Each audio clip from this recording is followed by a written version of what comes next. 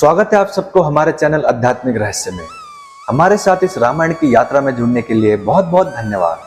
अगर आप पहली बार हमारे चैनल पे आए हो तो प्लीज चैनल को सब्सक्राइब जरूर करें। तो चलिए शुरू करते हैं। बालकांड 77वां सर्ग।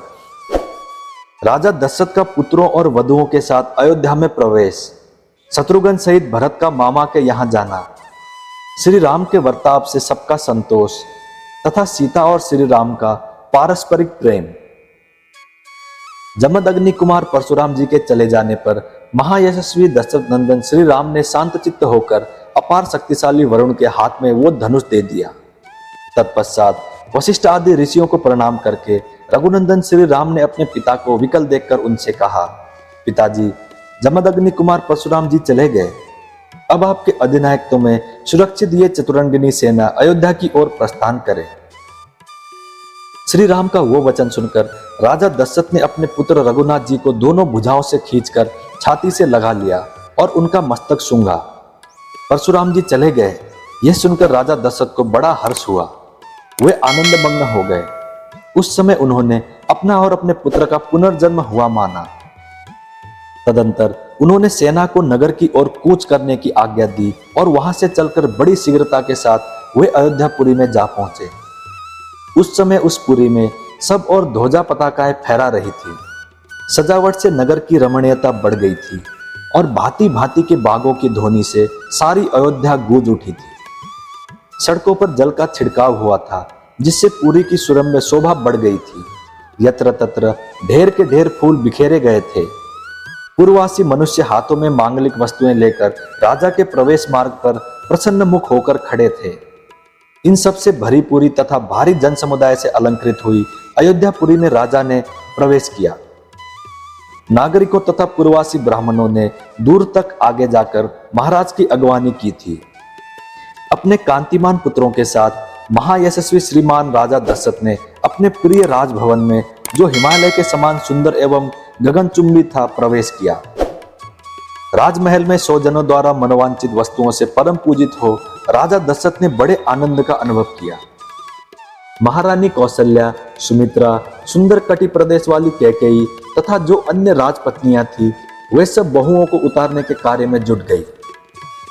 तदंतर राज परिवार की उन स्त्रियों ने परम सौभाग्यवती सीता, यशस्विनी उर्मिला तथा कुशध्वज की दोनों कन्याओं मांडवी और श्रुतिका को सवारी से उतारा और मंगल गीत गाती हुई सब वधुओं को घर में ले गई। वे प्रवेश कालिक होम कर्म से सुशोभित तथा रेशमी साड़ियों से अलंकृत थी। उन सब ने देव मंदिरों में ले जाकर उन बहुओं से देवताओं का पूजन करवाया। तदंतर नववधु रूप में आई हुई उन सभी राजकुमारियों ने वंदनीय सास ससुर आदि के चरणों में प्रणाम किया और अपने अपने पति के साथ एकांत में रहकर वे सब की सब बड़े आनंद से समय व्यतीत करने लगी। श्री राम आदि पुरुष श्रेष्ठ चारों भाई अस्त्र विद्या में निपुण और विवाहित होकर धन और मित्रों के साथ रहते हुए पिता की सेवा करने लगे। कुछ काल के बाद रघुकुल नंदन राजा दशरथ ने अपने पुत्र कैकेयी कुमार भरत से कहा, बेटा, ये तुम्हारे मामा कैकेयी राजकुमार वीर युधाजित तुम्हें लेने के लिए आए हैं और कई दिनों से यहाँ ठहरे हुए हैं।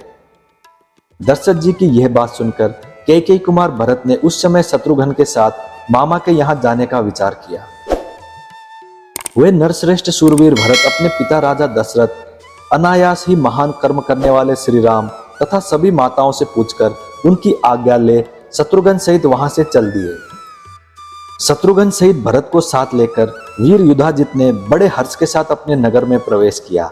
इससे उनके पिता को बड़ा संतोष हुआ। भरत के चले जाने पर महाबली श्री राम और लक्ष्मण उन दिनों अपने देवोपम पिता की सेवा पूजा में संलग्न रहने लगे। पिता की आज्ञा शिरोधार्य करके वे नगरवासियों के सब काम देखने तथा उनके समस्त प्रिय तथा हितकर कार्य करने लगे। वे अपने को बड़े संयम से रखते थे और समय समय पर माताओं के लिए उनके आवश्यक कार्य पूर्ण करके गुरुजनों के भारी से भारी कार्यों को भी सिद्ध करने का ध्यान रखते थे। उनके इस बर्ताव से राजा दशरथ, वेदवेत्ता ब्राह्मण तथा वैश्य वर्ग बड़े प्रसन्न रहते थे। श्री राम के उत्तम शील और सद्व्यवहार से उस राज्य के भीतर निवास करने वाले सभी मनुष्य बहुत संतुष्ट रहते थे। राजा के उन चारों पुत्रों में सत्य पराक्रमी श्री राम ही लोक में अत्यंत यशस्वी तथा महान गुणवान हुए। ठीक उसी तरह जैसे समस्त भूतों में स्वयंभू ब्रह्मा ही अत्यंत यशस्वी और महान गुणवान है।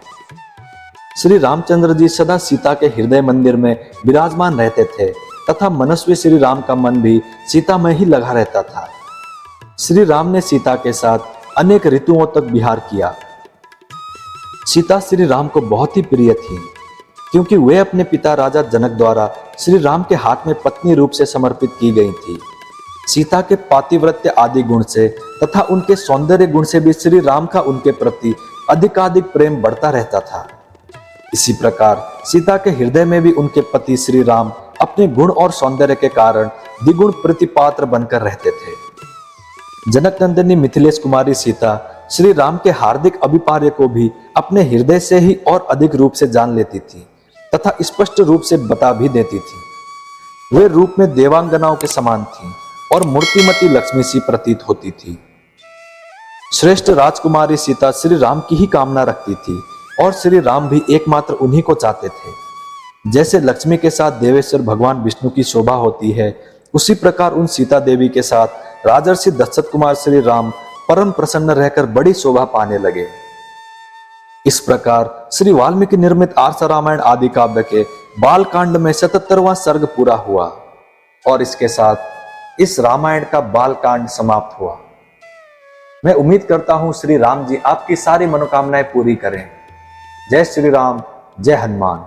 अब मिलते हैं अगली वीडियो में।